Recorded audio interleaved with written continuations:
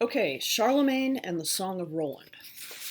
Since Charlemagne is the star of the poem, the original has no title. So it's helpful to know something about why he was and is really so revered.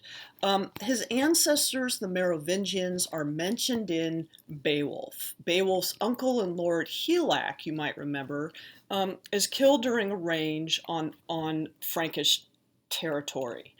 And the important thing about this tribe, whose most famous or sort of originating king was named Clovis, is that they were Christian. Um, a descendant of Clovis's named Charles the Hammer Martel famously stopped the advance of the Umayyads from Spain into France in 732, halting the advance of Islam. When Charlemagne came to power in 768, he extended the borders of the Frankish Empire to include most of modern Europe, not only France, but also Germany, the Netherlands, Italy to Rome, Yugoslavia. After helping the Pope fend off incursions from a local tribe called the Lombards, Charlemagne was crowned Holy Roman Emperor in the year 800, very convenient date to remember. His empire fell apart because of the inheritance customs at the time, which divided one's holdings into parts, partable inheritance. As you remember, this is why the inheritance custom was changed to the firstborn inheriting everything. And that itself led to more problems, and some historians think that it might have been one of the reasons for the problems with violence in Europe that the Crusades were meant to alleviate. So I'm sure that you've all heard of Charlemagne, but it can be difficult to perceive why he was such an important figure. Even though modern scholars see the breakup of the Roman Empire in less catastrophic terms than they did a couple hundred years ago, there was surely a sense of cultural loss, and Charlemagne was seen as a figure who united large parts of the former empire, and he is still seen as a pan-European icon. This monument above me, in front of Notre Dame in Paris, or I'm sorry, it is from Notre Dame in Paris, and there are statues that we find of him in pretty much every country in Europe. Because he was a strong centralizing figure, there was some degree of social stability at the time, allowing for a revitalization of education and the arts. Charlemagne supported the leading intellectuals of his age. And finally, by forging a close alliance with the Pope, Charlemagne helped to blur the divisions between church and state, the consequences of which we are still dealing with today. For instance, the issue of prayer in schools. And he also helped to foster the notion of the divine right of kings, which also led to a lot of subsequent problems. So the incident in the Song of Roland is inspired by an incident that is recounted by Charlemagne's biographer, who was writing 15 years after his death. And this passage here is from the life of Charles.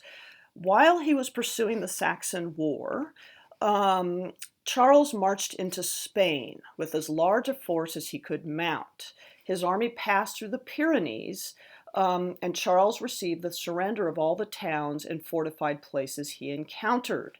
He was returning to France with his army safe and intact, but high in the Pyrenees, on that return trip, he briefly experienced the Basques. That place is so thoroughly covered with thick forests, it is a perfect spot for an ambush. The Basques had the advantage in this skirmish because of the lightness of their weapons and the nature of the terrain, whereas the Franks were disadvantaged by the heaviness of their arms. Then he goes on to list some of the leading people who were killed. Egehard, the overseer of the king's table, Anselm, the count of the palace, and Roland, the lord of the British Mart. Brittany is what that refers to. Along with many others, died in that skirmish. But this deed could not be avenged at that time because the enemy had so dispersed after the attack that there was no indication as to where they could be found. Spain basically remained Moorish until the 1400s. Then you have the Spanish Inquisition, which was used to convert the remaining Muslims to Christianity. And the Basques, of course, you've probably heard of. They're still troublemakers, very independent, and who want still an independent region. Okay. So the action took place on the border between Spain and France, which I've circled here. The Song of Roland that we now have dates to 1100, and it's ostensibly recalling the incident that I just read for you that had occurred 300 years before. It was a very popular story, and there are many manuscripts of the poem in French, German, and Italian. The fullest and most famous version was written in England in the Anglo-Norman, that is the English-French language. The genre is called a chanson de geste, that is simply means a song of action or deeds. It's obviously a French genre, you can tell by the name. These usually have basic character types like the valiant hero and the traitor. Many in French deal with Charlemagne as a champion of Christianity and an early crusader. You'll notice that it's structured in short units called lace. You'll also notice a poet uses parallel lace, which may seem repetitive, and they are, but they have a purpose. It's to slow down the narration of events in order to intensify the drama and to emphasize certain events, like when Oliver's trying to get Roland to blow that stupid horn, right? Or when Roland and Oliver see the huge Muslim army approaching. And this highly suggests that the poem was intended to be listened to rather than read, since refrain and emphasis are a part of oral delivery.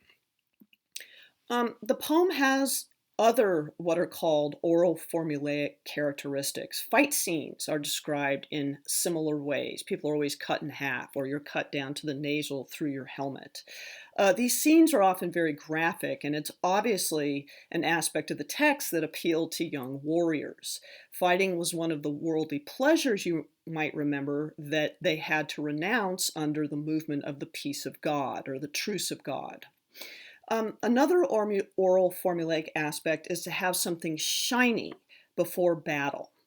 And the speaker also gives away the ending so that you can better concentrate on the details of the action.